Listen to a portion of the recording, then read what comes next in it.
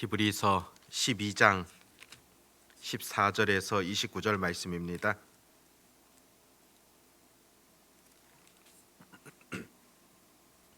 히브리서 12장 14절에서 29절입니다. 같이 하나님의 말씀을 읽도록 하겠습니다. 모든 사랑과 더불어 화평함과 거룩함을 따르라. 이것이 없이는 아무도 주를 보지 못하리라.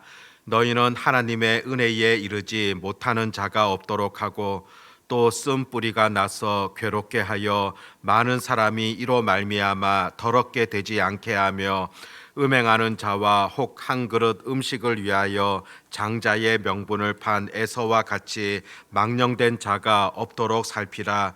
너희가 아는 바와 같이 그가 그 후에 축복을 이어받으려고 눈물을 흘리며 구하되 버림바가 되어 회개할 기회를 얻지 못하였느니라. 너희는 만질 수 있고 불이 붙는 상과 침침함과 흑암과 폭풍과 나팔 소리와 말하는 소리가 있는 곳에 이른 것이 아니라 그 소리를 듣는 자들은 더 말씀하지 아니하시기를 구하였으니 이는 짐승이라도 그 산에 들어가면 돌로 침을 당하리라 하신 명령을 그들이 견디지 못함이라.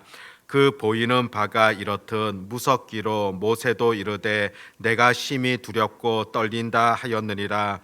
그러나 너희가 이른 곳은 시온산과 살아계신 하나님의 도성인 하늘의 예루살렘과 천만 천사와 하늘에 기록된 장자들의 모임과 교회와 만민의 심판자이신 하나님과 및 온전하게 된 의인의 영들과 새 언약의 중보자이신 예수와 및 아벨의 피보다 더 나은 것을 말하는 뿌린 피니라.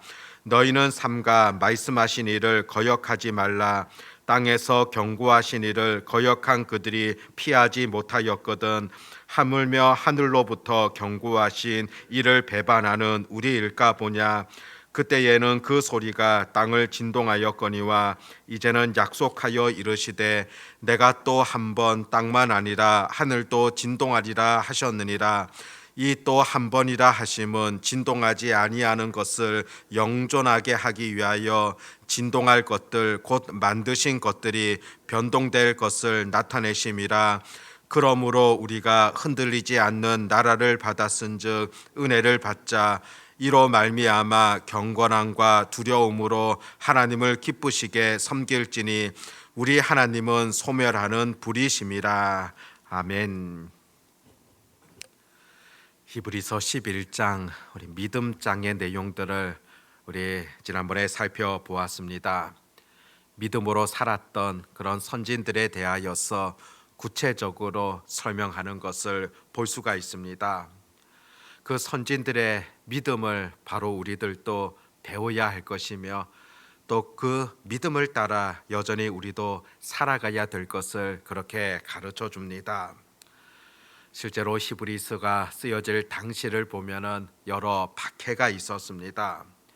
박해를 받는 그런 자들을 향하여서 히브리서는 우리 예수님이야말로 어떤 분이신가 구체적으로 설명하고 있고 또 많은 신앙의 선배들도 믿음으로 살아갔던 것을 가르쳐 주면서 여전히 이 땅을 살아가는 우리들도 믿음으로 살아가야 될 것을 촉구하고 있는 그런 성경이라 볼 수가 있습니다. 12장 말씀 속에서도 실제적인 권면을 주고 있는데 고통 중에 있는 그런 자들 그 아픔을 공감하면서도 또 지금뿐만이 아니라 앞으로도 여러 박해가 생길 것인데 그 박해로 인하여서 믿음 잃지 말아야 된다는 것입니다. 또 그 박해 상황 속에서도 우리 그리스도인들이 놓치지 말아야 될 것, 삶 가운데 중요하게 여겨야 될 것, 그것이 어떤 것인가 오늘 본문 속에서 여전히 가르쳐 줍니다. 14절에 보면은 모든 사랑과 더불어 화평함과 거룩함을 따르라. 이것이 없이는 아무도 주를 보지 못하리라. 사람들과의 올바른 관계에 대하여서 분명하게 전해주고 있습니다.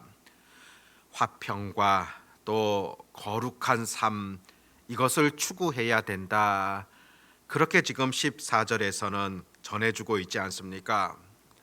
그런데 오늘 본문 말씀을 가만히 한번 살펴보면은 우리는 일반적으로 모든 사람과 더불어서 화평해야 되고, 그리고 이어지는 이 거룩함이라는 것은 내가 스스로 노력하는 그런 거룩함이다. 그렇게 생각할 수 있는데, 원어적인 의미를 살펴본다면은 모든 사람과 더불어서 이것을 따라야 된다. 그것이 바로 화평함과 거룩함이라는 그런 의미라고 볼 수 있습니다. 모든 사람과 더불어서 화평함과 모든 사람과 더불어서 이 거룩함을 따라야 된다. 그렇게 원어적으로 볼 때 살펴볼 수 있다는 것입니다. 이 모든 사람이라는 것, 그냥 우리가 믿음의 공동체 속에 속해 있는 그 사람들을 지칭하는 것 아니라 실제로 모든 사람입니다. 내가 이 땅 가운데 거하면서 관계하고 또 만나게 되어지는 그 사람들, 그 모든 사람들을 다 지칭하고 있는 그런 표현이라 볼 수가 있습니다. 그 모든 사람들과 우리는 화평해야 될 것이고, 모든 사람과 더불어서 거룩해야 된다. 그런 가르침이라는 겁니다. 결국에 이 말씀은 예수님께서 그 마태복음의 팔복을 통하여서도 화평하게 하는 자가 되라 말씀하셨는데, 바로 우리의 삶 속에서 피스메이커, 내가 가는 그곳에 화평, 평화를 전할 수 있는 그런 자들이 되어야 한다는 것입니다. 어떤 사람들 보면은 공동체에 들어와서 평화를 무너뜨리는 사람이 있습니다. 좋았던 사람들과의 관계들도 그 사람으로 인하여서 그 관계가 어긋나게 되어지는 그런 경우들 우리 삶 속에서 분명 있을 겁니다. 그런데 우리 그리스도인들이 그런 위치에 서서는 안 된다는 겁니다. 내가 들어감을 통하여서 그 공동체가 보다 더 화평할 수 있는 그런 관계가 이어져야 된다는 겁니다. 그뿐이 아니라 나를 통하여서 내가 속해 있는 공동체, 만나는 사람들, 그들도 함께 거룩함을 이루어 가야 된다는 것입니다. 때로는 죄짓기를 좋아하는 그런 사람들 속에서도 내가 들어감을 통하여서 그 죄를 끊을 수 있는 그런 자, 바로 그리스도인이 되어져야 한다는 것이지 않습니까? 모든 사람과 더불어서 우리가 화평함을 이루고 모든 사람과 더불어서 거룩함을 이루어 가야 된다. 그것이 바로 하나님께서 여전히 마지막 시대를 살아가는 우리들에게 요구하시는 그런 명령이라는 겁니다. 15절에도 보면 너희는 하나님의 은혜에 이르지 못하는 자가 없도록 하고 또 쓴뿌리가 나서 괴롭게 하여 많은 사람이 이로 말미암아 더럽게 되지 않게 하며, 앞선 14절 말씀과 비슷한 그런 의미인데 더 구체적으로 표현을 하고 있습니다. 내 속에 있는 쓴뿌리를 통하여서 다른 사람을 괴롭게 해서는 안 된다는 겁니다. 쓴뿌리라는 것 무엇이겠습니까?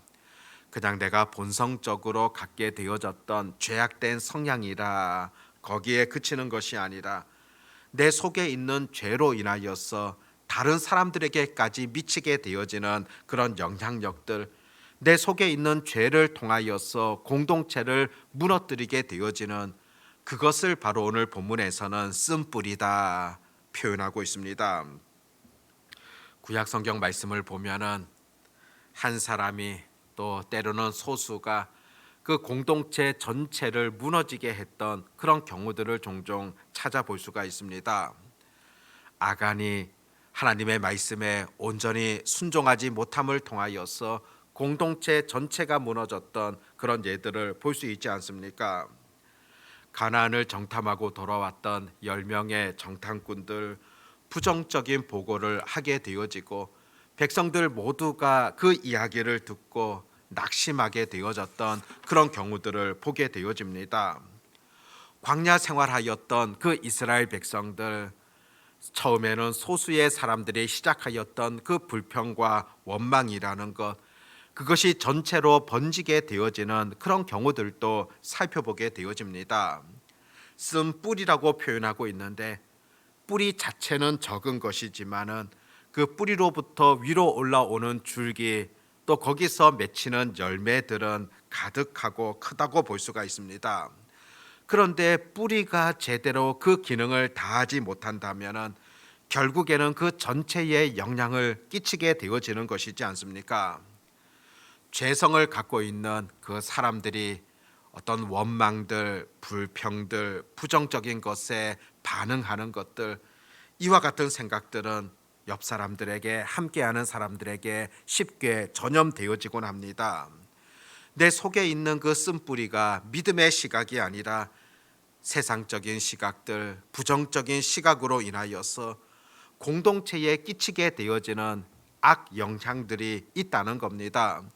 실제로 이와 같은 잘못된 부정적인 것들은 쉽게 주변에 전달되어지는 그런 경우들이 많지 않습니까?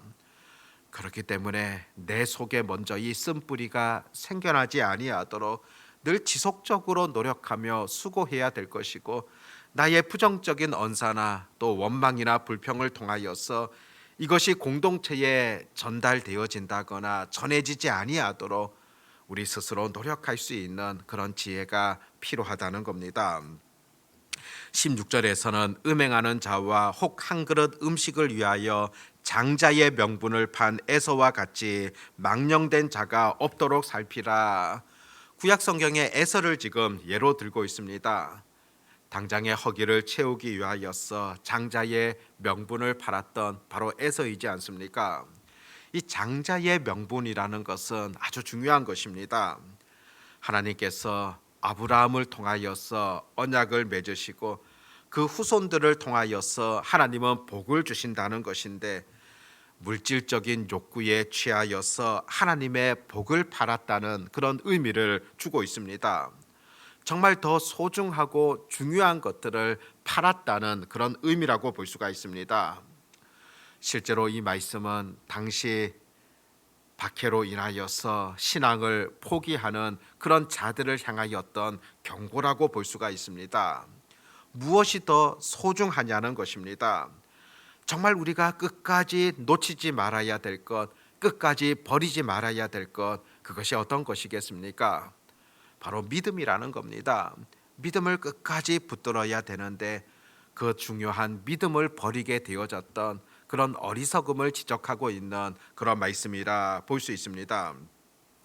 18절 말씀부터는 특별히 출애굽기에 나와 있는 그런 말씀을 배경으로 하고 있습니다. 모세가 시내산에서 율법을 받을 때 그때를 묘사하고 있는데, 그 시내산에서 받았던 그 율법들, 또 시내산에까지 갔지만은 하나님의 영광 앞에 서게 되어지는, 또 하나님의 영광 앞에서 두려움을 느끼게 되어지는 그런 사람들을 특별히 말씀 속에서 보여주고 있습니다. 이와 같은 신의 산과 비교하여서 22절 23절에 보면은 하나님이 거하시는 시온산에 대한 그런 내용들을 보게 됩니다. 그곳에는 새 예루살렘이 있게 되어지고 또 예수님이 함께 하시게 되어지는 그런 모습들을 그리고 있습니다. 이런 신의 산과 또 훗날에 이루어지는 시온산을 비교하고 있다는 것입니다. 구약의 신의 산에서는 하나님 앞에 서는 것이 두려움이었지만은 새 언약의 중보자가 되시는 예수 그리스도를 통하여서 이제는 우리를 의롭다고 여겨주시는 하나님 앞에 기쁨으로 담대함으로 설 수 있다는 것을 지금 비교적으로 설명을 하고 있습니다. 예수님께서 오심을 통하여서 이제는 우리 존재 자체가 달라졌습니다.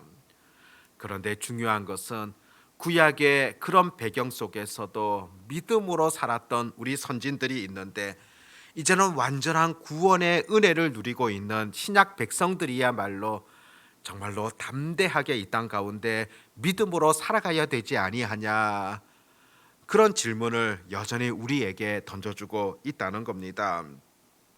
28절 말씀을 보면은 그러므로 우리가 흔들리지 않는 나라를 받았은즉 은혜를 받자 이로 말미암아 경건함과 두려움으로 하나님을 기쁘시게 섬길지니, 이제는 우리가 흔들리지 않는 나라를 받았다.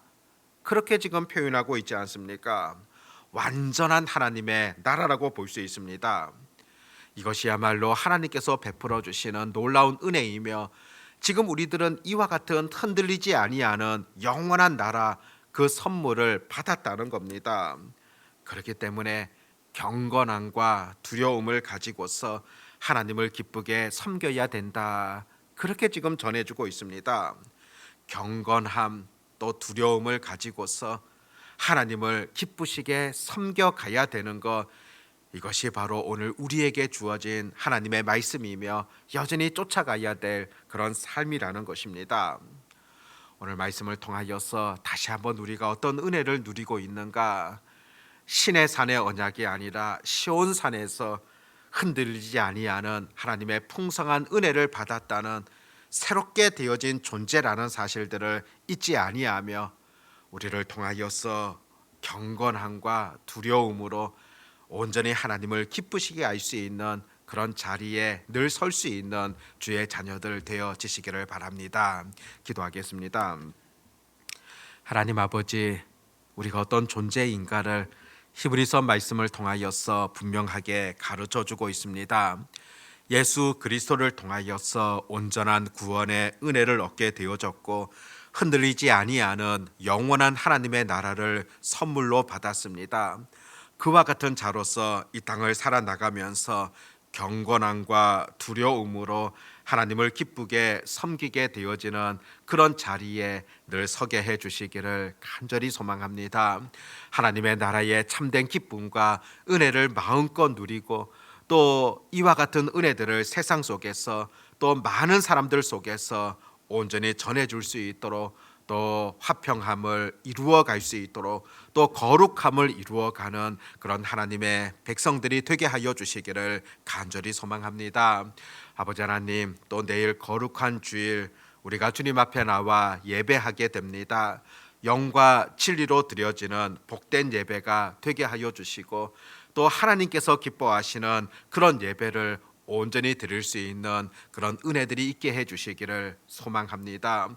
오늘 하루도 하나님 저희들에게 귀한 선물로 주셨는데 하나님 앞에서 거룩하고 정결하게 살아갈 수 있도록 인도하여 주시옵소서. 아버지 하나님, 우리 청소년 부서에서 어제부터 또 오늘까지 겨울 수련회가 진행되어지는 그런 가운데 있습니다.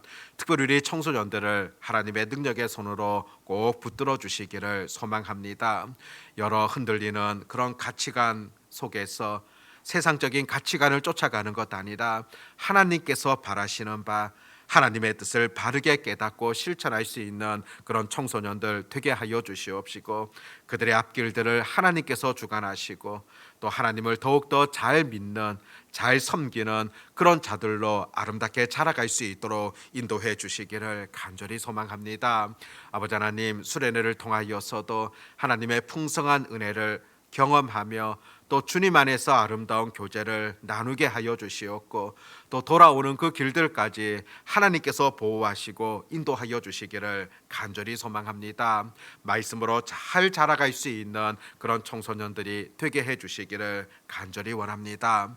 오늘 하루도 우리들의 모든 삶 가운데 하나님의 영광과 기쁨이 되기를 간절히 소망하옵고 우리 주 예수님의 이름으로 기도드립니다. 아멘.